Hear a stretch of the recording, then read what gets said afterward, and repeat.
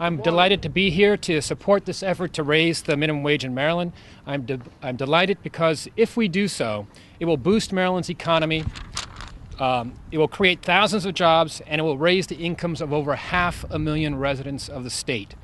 As several speakers have mentioned, Maryland's minimum wage is currently set at the federal level of $7.25 per hour, or about $15,000 per year for a full-time year-round worker. This is, by all measures, a wholly unrealistic and outdated income for workers today. In fact, the minimum wage lags far behind the rising cost of living over the past 40 years. If the federal minimum wage had simply kept pace with inflation since the late 1960s, it would be about $10.60 per hour instead of just $7.25.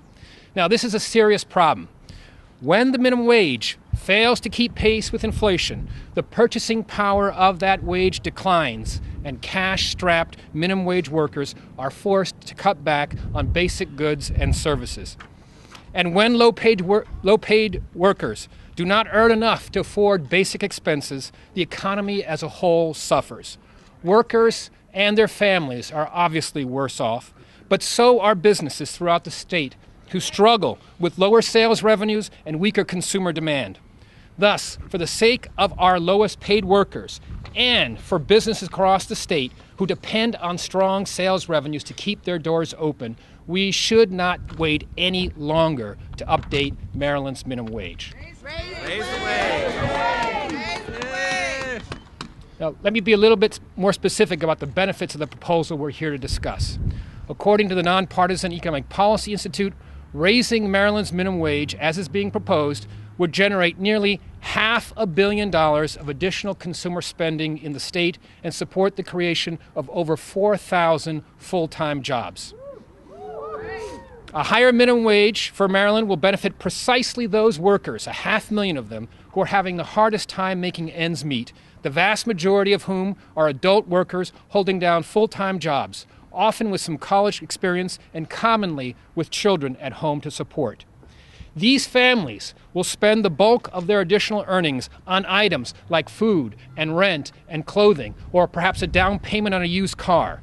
These items are mostly purchased locally from Maryland businesses, from Maryland employers. So increases in the minimum wage mean a boost in income, a boost in local spending, and therefore a boost in business sales in Maryland, which are exactly what the residents and businesses of Maryland need right now. Our understanding of the economic effects of the minimum wage has evolved and improved substantially over time as we've gotten better data sets, developed better techniques to measure the economic impacts of minimum wage, and as newer studies have expanded upon and incorporated lessons learned from older studies. Still, you will hear some argue that Maryland cannot afford to raise the minimum wage right now, and they will hold up outdated economic research to defend their claims. But we know better.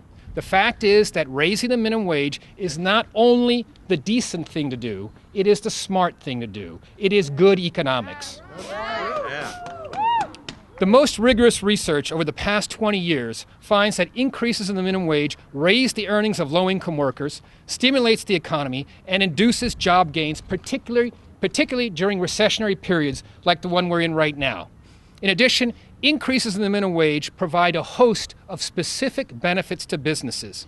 For businesses, the positive effects of raising the minimum wage include cost savings from lower employee absenteeism, reduced quit rates or job turnover, which lowers recruitment and training costs, and increased worker productivity as a result of the better worker morale and the ability to attract and retain higher quality workers.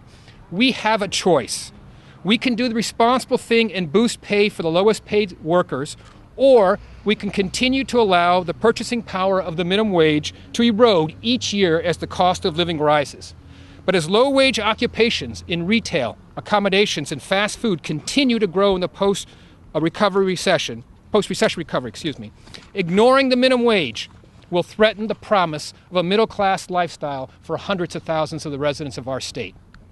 What economic research tells us is that an increase in Maryland's minimum wage will not cost jobs, but will help families of low-income workers make ends meet and will strengthen the Maryland economy by providing a crucial stimulus precisely when the economy needs it most.